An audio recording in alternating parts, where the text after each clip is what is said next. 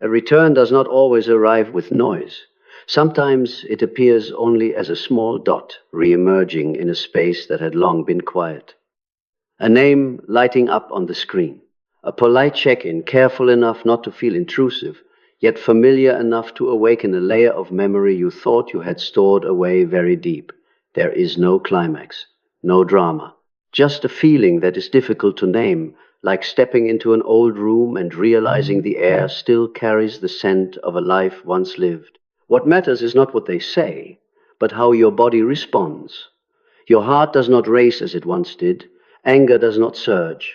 There is no anticipation either, only a strange heaviness or lightness in the chest, as if something inside you recognizes this. This is no longer an invitation, but a test. Not a test of feeling, but a test of whether you are still willing to step back into the old position. Because when a narcissist returns, what they seek is rarely the person you are now. They look for a structure that once felt familiar, a role that once kept their inner world standing, the role of the one who stayed long enough so everything would not collapse, the one who listened when they were chaotic, the one who reacted when they needed validation, the one who gave their presence weight. And if you have ever occupied that position, you will recognize this sensation. It is not that you miss them, but that your nervous system recognizes an old pattern attempting to reactivate itself. Like a door that was left open too long now, even a gentle knock is enough to make the hinges tremble. Many people call this the return of love. But if you look more deeply, especially through the lens of Carl Jung, this is not a story of love at all. It is a story of the persona, the mask a person uses to exist under the gaze of others. The persona does not live on inner strength. It lives on reflection. It needs to be seen, reacted to, confirmed as existing. And in a narcissistic relationship, you once served as that mirror. When you left, what was lost was not the relationship, but a psychological anchor. When you became silent, no arguing, no explaining, no pleading, what began to destabilize was not their emotions, but their sense of self. They no longer knew who they were when no one reacted as before. That is why the return rarely comes with a genuine apology. It comes with probing, a subtle measurement. Are you still there? Are you still willing to explain, clarify, close things properly, speak reasonably? And this is where many people unconsciously step back into the old loop, not because they are weak, but because they believe that responding the right way will set them free. But here lies the paradox. The more you try to respond correctly, the more you reveal that you are still participating, not through action, but through psychological energy. Each time you rehearse the perfect reply in your head, each time you imagine their reaction after reading your message, at a very deep level, you are still keeping the old system breathing. Narcissists do not listen to words. They sense how open the door still is. You can speak firmly, politely, even coldly, but if inside you still hope they will understand, regret, or respond in some way, the message they truly receive is not rejection. It is presence. That is why refusals that are proper, mature, or morally sound so often fail to bring closure. Not because you spoke incorrectly, but because the state behind your words still carried a tether. Jung called this participation mystique, an unconscious entanglement in which the boundary between yourself and the other person's system has not fully separated. And perhaps the hardest part is not learning how to say no. The hardest part is accepting that you no longer need to say anything at all. That your silence is no longer a tool or a strategy, but a sign that you left the old role long ago. That you are no longer standing there to maintain order in an inner world that was never your responsibility. When absence no longer carries emotion, no longer carries a message, no longer carries a desire to be understood, it becomes something the narcissistic psyche cannot process. There is no mirror to look into, no reaction to regulate against. The persona begins to slip from itself quietly, without drama, without a loud collapse, and you will not witness it, because you are no longer within its radius of influence. Perhaps at this point you begin to grasp a truth that is simple yet profound. The most destabilizing rejection is not sharp words, but the fact that you no longer need to reject at all. You are no longer in the role of the one who leaves, no longer in the role of the one who ends things. You are simply no longer there, even in your own mind. The silence we are speaking of is not the gap between two messages. It is not merely not replying. It is an entirely different state, far deeper one in which nothing inside you is still moving toward them.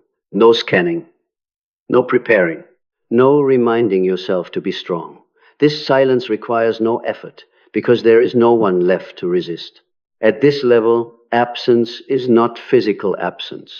You may walk the same streets, see the same corners, even recall very specific details of the past, but none of it carries charge anymore. These things exist as images, not as forces of pull. And this is what creates the fundamental difference between silence to create an effect and absence because you have exited the system. When you are silent to provoke a reaction, you are still in the loop. When you are silent to prove something, you are still speaking.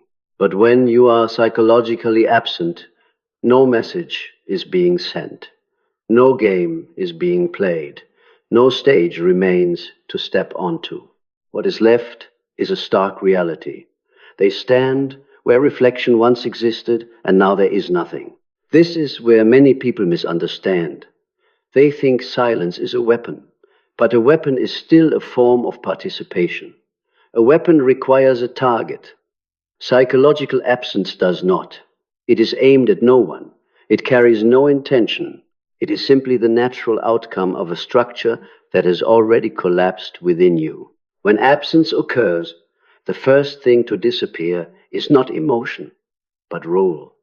You no longer stand as the one who must respond to keep order intact, no longer the one who must clarify so things can be closed, no longer the one who must place a final period on a story that, in truth, ended long ago.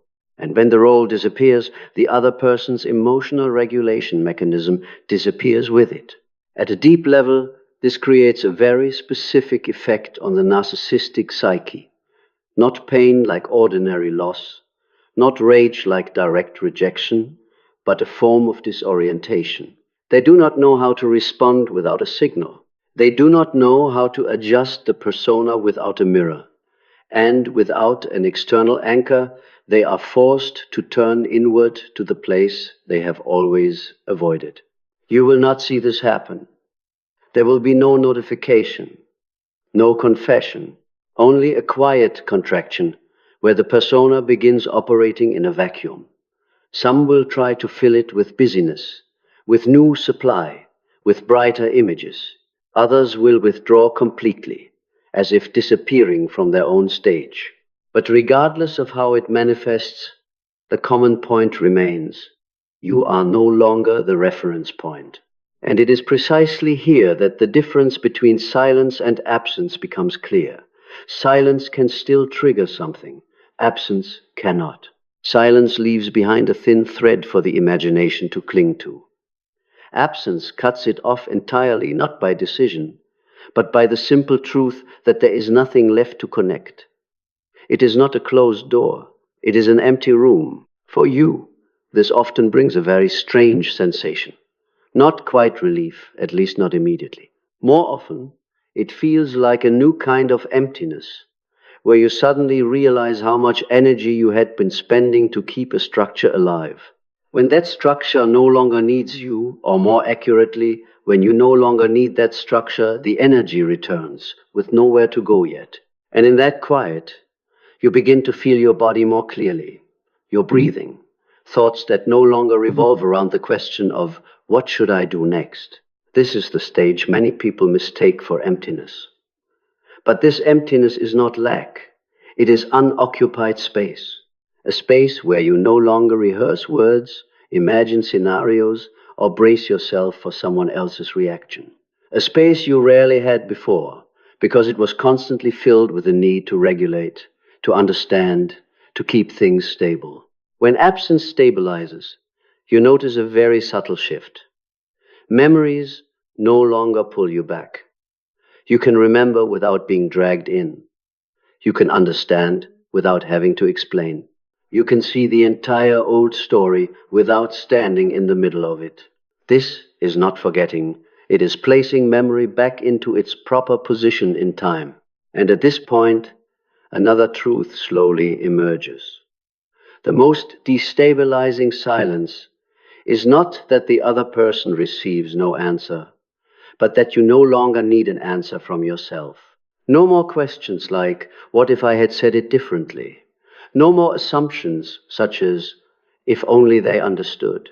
No more need to prove that leaving was the right choice. Everything settles into place simply because you are no longer standing in its current. Psychological absence is not coldness. It does not cut you off from feeling. On the contrary, it returns emotions to their right to exist without serving anyone. You may still feel sadness, but that sadness is no longer an invitation. You may still remember, but memory is no longer a tether. And it is precisely this subtle separation between emotion and role that ends the cycle.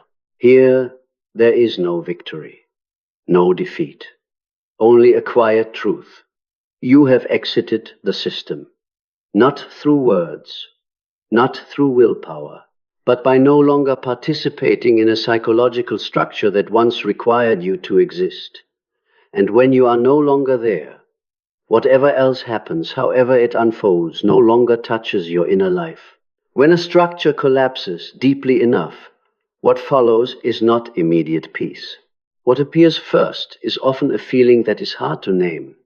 You are no longer being pulled backward, but you do not yet know where you are going. There is no dramatic moment of liberation. Just a new inner life beginning to surface, one you rarely had access to before, because so much energy had been drained to sustain an unequal bond. At this stage, you notice something very unusual. Boundaries are no longer something you have to construct through effort. You no longer have to remind yourself, don't reply, don't explain, don't get pulled back in. Boundaries begin to exist as a natural reflex, like the body pulling a hand away from fire without thought. Not because you have become harder, but because your nervous system has learned something very deep. Not every approach needs to be received. This changes how you show up in the world. You speak less, but not out of fear. You are more selective, but not out of suspicion. This restraint does not carry the scent of defense. It carries the scent of orientation. You know where you stand in your own life, and because of that, you no longer drift in response to other people's calls. One rarely discussed consequence of this process is that time begins to move differently. Before, so many of your moments were occupied by remembering, analyzing, rehearsing, or anticipating. When those movements stop, time becomes more spacious. You have stretches of time no longer filled with thoughts of someone else. And in that space, things long postponed begin to surface not as obligations, but as invitations. It may be curiosity, a very small desire to try something you never had the space for before. It may be creativity returning quietly, without ambition, like a gentle current. You no longer create to be seen, to be validated, or to prove that you are okay. You create because that is how living energy finds its way outward. At an even deeper level, an identity level shift begins to take place. You no longer define yourself through other people's reactions. This may sound obvious, but for those who have spent a long time in narcissistic dynamics, it is a profound transformation. Before, the sense of who I am was often tied to whether you were needed, sought after, or responded to. When those markers disappear, the old ego loses its footing, and in that space, another self quieter begins to form. This self does not need to be right. It does not need to be understood. It does not need to win any story. It exists as an independent entity, not because it is affirmed, but because it can feel its own weight. You stop living inside the question, what will others think, and begin living inside the felt sense of, is this true for me? This shift completely changes how you enter new relationships. You no longer seek intensity. You no longer confuse intensity with intimacy. You realize that safety is not boring, and stability is not a lack of depth. You begin to notice signals very early, not as someone on guard, but as someone attuned to their own rhythm. Another subtle change appears as well. You no longer need closure, not because you do not care, but because the story has already closed within you. Closure is no longer a conversation, but an understanding that has settled deeply enough to leave no questions behind. You do not need explanations from the other side, because you have seen the structure, and once the structure is visible, the details no longer matter as much. Here, a very different kind of freedom takes shape. Not the freedom of I can do anything, but the freedom of I no longer have to do what does not belong to me. You no longer carry other people's emotions for them. You no longer edit yourself to fit unspoken expectations. You are no longer waiting for a signal that grants you permission to move on. And perhaps the most creative point of this entire journey lies here. You do not become the opposite version of who you once were. You do not shut down. You do not turn bitter. You do not harden yourself. You simply become more precise about who is allowed into which spaces of your life. Precise about where you place your energy, precise about listening to your body and intuition instead of familiar scripts. From the outside, this change can be hard to notice. You do not need to announce it. You do not need to prove anything, but to you, it is unmistakable. Your inner life is no longer invaded. It has its own rhythm, its own depth, and the ability to regenerate itself without being pulled by anything external. And at this point, a very quiet truth appears. The narcissistic relationship that once sat at the center of so many inner movements is now simply a chapter you have passed through. Not a wound, not a trophy, just a segment of your inner history that has completed its function. You do not carry it as an identity. You set it down as an experience whose role has ended. Perhaps this is the real ending. Not when the other person stops returning, not when you refuse one more time, but when your life no longer revolves around closing any door at all. You are no longer standing at the doorway. You have moved deeper into the house of yourself, where old stories are no longer large enough to determine your direction. And only when you stand far enough from the emotional vortex does a different kind of understanding begin to emerge. Not understanding through reason, and not through reanalyzing right and wrong, but a quiet recognition, like looking down at an old road from above and seeing its true shape for the first time. At this level, you no longer ask, why did they do that? Instead, you begin asking a far more difficult question. Why was this relationship able to reach so deeply into my life in the first place? It is here that the idea of a soul lesson becomes tangible, not in a vague, mystical sense, but in the very real sense of depth psychology. Some relationships do not come to stay. They come to activate, to touch areas that were not yet conscious, to expose long-held beliefs about love, sacrifice, and self-worth beliefs you may have carried long before this relationship ever began. The soul contract, if we call it that, is not a romantic agreement between two people. It is closer to an unconscious pact. One person carries an emptiness that seeks to be filled through reflection. The other carries a capacity to love deeply enough to forget themselves. These two currents do not meet by accident. They fit together like two pieces of an unfinished lesson. Within that relationship, you learned how to give without receiving. You learn to understand another person before understanding yourself. You learn to endure with the belief that if you were patient enough, kind enough, loving enough, everything would eventually change. But what this relationship truly taught you painfully was the opposite lesson. Love cannot exist when you disappear from yourself. The narcissist did not come to destroy you. They came to illuminate a very specific blind spot in your system of love. A blind spot where connection was confused with painful attachment, where responsibility was confused with self-sacrifice, where staying was confused with losing your inner boundaries.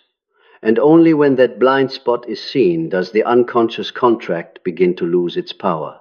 At the level of psychological energy, this is very clear. Every relationship functions as an exchange circuit. When the exchange is balanced, energy is renewed. When it is misaligned, one side gradually drains, while the other becomes increasingly dependent. In a narcissistic relationship, you were the regulator, not only of emotions, but of meaning, rhythm, and the other person's sense of value. You did not just love, you kept the system running. The soul contract here is not about who owes whom. It is about whether you have completed your role. When the lesson is unfinished, energy continues to be pulled back. When the lesson becomes conscious, energy withdraws on its own. No cutting off is required. No ritual is needed. Only an understanding deep enough that you no longer feed energy into the old structure. And the moment you realize that this relationship was not romantic destiny, but a rite of inner maturation, many things begin to reorganize themselves. You no longer feel that you chose the wrong person. You see that you entered exactly the lesson you needed to grow into the person you are becoming, not to suffer forever, but to learn how to stop at the right time. At this level, forgiveness, if it appears, is not directed at the other person. It is directed toward yourself. Forgiveness for having once loved by erasing yourself. Forgiveness for believing that your value lay in your ability to rescue. And when this forgiveness occurs, the soul contract begins to close, not with a door slamming shut, but with a very natural dissolution. The energy that was once trapped in that relationship begins to return, but not all at once. It comes back gradually, through your presence in daily life, through listening to your body, through choosing what nourishes you and noticing what exhausts you, through no longer needing to be right in someone else's eyes in order to feel worthy. And as this energy is reclaimed, you begin to love yourself in a very different way, not as a concept, but as a practice. Loving yourself by not forcing yourself to stay where you shrink. Loving yourself by not handing the power to define you to someone else. Loving yourself by allowing yourself to change, mature, and step out of old structures without needing to hate them. At this point, the soul contract is no longer a binding cord. It becomes a completed chapter in your inner journey. You do not need to sever it. You simply stop signing it with your energy. And when you stop signing, everything ends on its own. After a soul contract truly closes, the first thing that appears is not emptiness, but a strange surplus of energy. You may not notice it immediately, because before, that energy was being steadily drained day after day, like an underground current sustaining a structure that was never yours. When the drain stops, the energy does not disappear. It remains, and a question begins to arise, not in words, but as a felt sense. Where will all of this go now? In the narcissistic relationship, much of your life energy was used to regulate emotions, to regulate the atmosphere, to regulate conflict, to regulate even the other person's image of themselves. You may not have called it energy, but your body always knew. It was constant vigilance, sustained attention, readiness to respond at any moment. When regulation is no longer required, your nervous system enters a new state, not immediate relaxation, but the search for reallocation. This is why, after leaving a narcissist, many empaths begin changing things that seem unrelated. They change careers not because the old job was bad, but because it was chosen during a time when they needed to stabilize others more than develop themselves. They change value systems not because new philosophies are higher, but because the old values served endurance, staying, and adaptation. When adaptation is no longer needed, those values no longer fit. You can feel this clearly in your daily rhythm.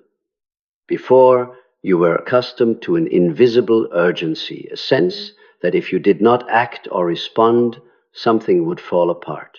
After the contract ends, life begins to slow, not because you are lazy, but because there is no longer an underlying pressure forcing you to always be on time. You sleep differently. You eat differently. Even your thinking changes. Fewer hypothetical scenarios.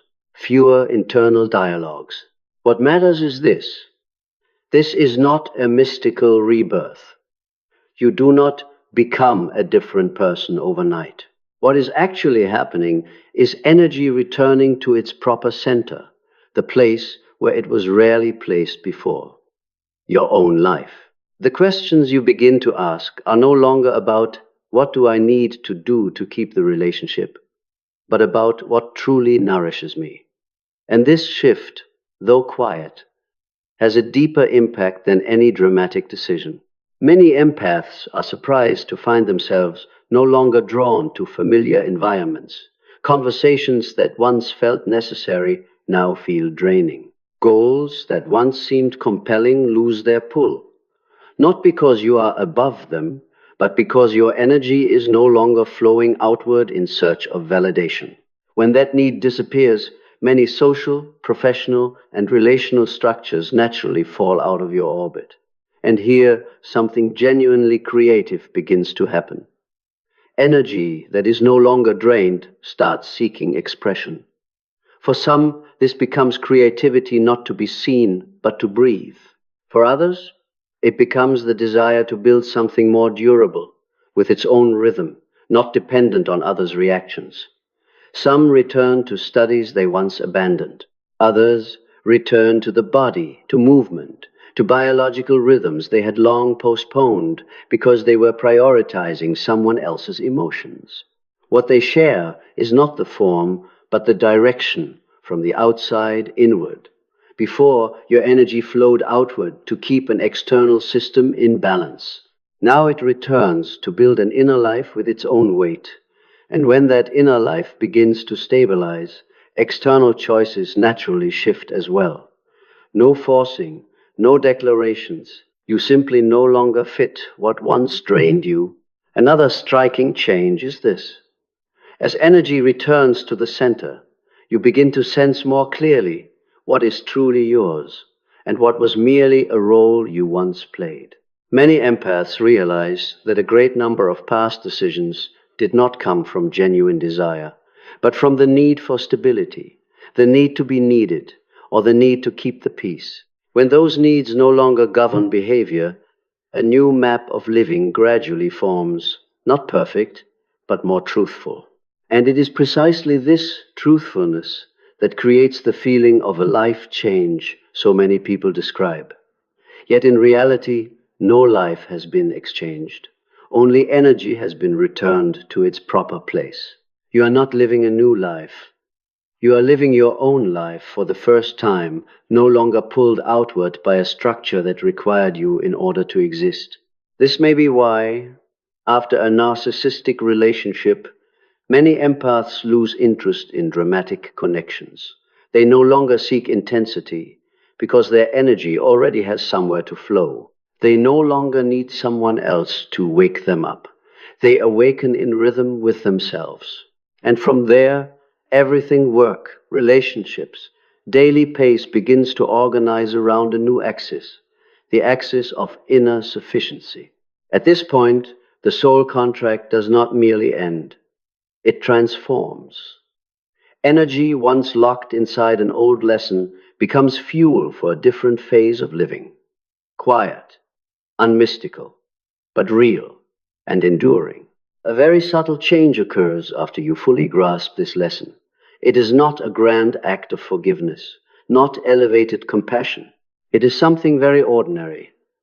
You no longer want to go back to rescue the person you once were. Before, each time you looked back, you might have felt tenderness. Tenderness for the innocence, the endurance, the efforts to love that were never returned. You may have wished you could go back earlier, stronger, more aware to pull yourself out of that relationship before it went too far. And then, at some point, that wish dissolves on its own. Not because you become cold, but because you understand something deeply. Without that former self, you would not have the person you are now. Not in a romanticized sense of suffering, but in the very real sense of maturation. You cannot skip a lesson. You cannot save a version of yourself with knowledge that version was not yet ready to receive. Looking back with clarity, you begin to see this clearly. Your former self was not lacking intelligence. They lacked an experience strong enough to shatter an old belief. The belief that love means staying. The belief that understanding another person preserves connection. The belief that if you are patient enough, kind enough, self-sacrificing enough, things will eventually balance themselves. No advice could dismantle that belief. Only experience could. And so you stop blaming who you once were. Not because you have moved on, but because you understand that person did exactly what they could with the level of awareness they had at the time. They did not need to be rescued. They needed to walk their path fully for the lesson to complete. This also changes how you view relationships in the present. When you encounter someone standing where you once stood, trying to understand, trying to stay, trying to love just a little more, you no longer feel compelled to pull them out. Not because you are indifferent, but because you respect their process. You understand that awakening cannot be handed over like a gift. It arrives only when someone is ready to relinquish what is familiar. There is a deep humility in this understanding. You no longer occupy the position of the one who knows. You no longer need to prove that you have learned the lesson. You simply live differently. And it is precisely this difference, wordless, non-doctrinal, that creates real impact. At a deeper level, no longer wanting to go back and save your former self also means you stop trying to rewrite the story. You do not need a better, more correct, or less painful version of the past. You accept that everything unfolded exactly as it needed to for you to be here now with the clarity you have, not for pride, but for peace. And from that peace, a different kind of freedom emerges. You no longer live with if only. You no longer wish you had awakened sooner. You no longer pity your former self. You see them as someone who completed their role in this journey, someone who went far enough so you would not have to walk that road again. Perhaps this is the clearest sign that the soul contract has truly closed. Not when you cut contact, not when you stop reacting, but when you no longer wish to change a single detail of the past. When you can let everything rest in its proper place in time, without editing, without explanation, without rescue. And from this point, a very quiet maturity takes shape. You move forward not as a survivor, but as someone who has integrated the experience into their identity. You do not carry the old story as a scar that needs to be revisited, but as a foundation that has completed its function. Perhaps this is when you realize the deepest healing is not returning to save your former self, but no longer needing to return at all. Not because you abandoned them, but because you carried forward everything essential from that experience to live a different life, clearer, more precise, and no longer repeating the same lesson in new disguises. Finally, when every layer has been passed through, when the story no longer needs further analysis, a very simple truth begins to emerge. Not about them, not about the relationship, but about you and how you are standing in your own life now. You no longer need to understand anything more in order to be free. You do not need a final confirmation, no perfect ending, no moment where the other person realizes something, because the most important thing has already happened. You no longer live inside the question. You no longer wake up each day with part of your energy bound to an old story. You no longer measure the rhythm of your life by other people's reactions. At this point, the narcissistic relationship is no longer the center of the journey. It steps back into its proper place in time, a phase that has completed its function. Not a wound to cling to, Not a victory to recount, just a passage you moved through deep enough to change you and distant enough that it no longer pulls you back. You may realize that what you truly learned was not how to avoid narcissists, nor how to refuse in the right way. What you learned was how to listen to yourself before losing yourself, how to recognize the earliest signals of inner contraction, how to distinguish between love and self-erasure, and most importantly, how to leave without turning it into a battle. This maturity is quiet. It does not make you invulnerable. It simply makes you incompatible with structures that require you to trade yourself away in order to survive. And that is a very different kind of strength, a strength that does not need to prove itself. If there is one thing you can take with you after this video ends, perhaps it is only this. Not every relationship comes to stay. Some come to complete a part of you. When that part has been seen and integrated, the relationship withdraws on its own like a ladder that helped you climb over a wall and is no longer needed afterward. You do not need to hate that ladder. You also do not need to carry it for the rest of the road. You only need to keep walking on your own feet, on your own ground, within a rhythm of life that has returned to its center. And perhaps that is how this story truly ends. Not with a declaration, not with a victory, but with a very quiet silence where you no longer need to look back to make sure you left in the right way. You know you have left, because life ahead no longer revolves around leaving at all. If you are listening to this now, perhaps you have already traveled very far, not far from someone else, but far from an old version of yourself. And that journey, even if no one else sees it, is one worthy of respect. Let everything settle. There is no need to rush into what comes next.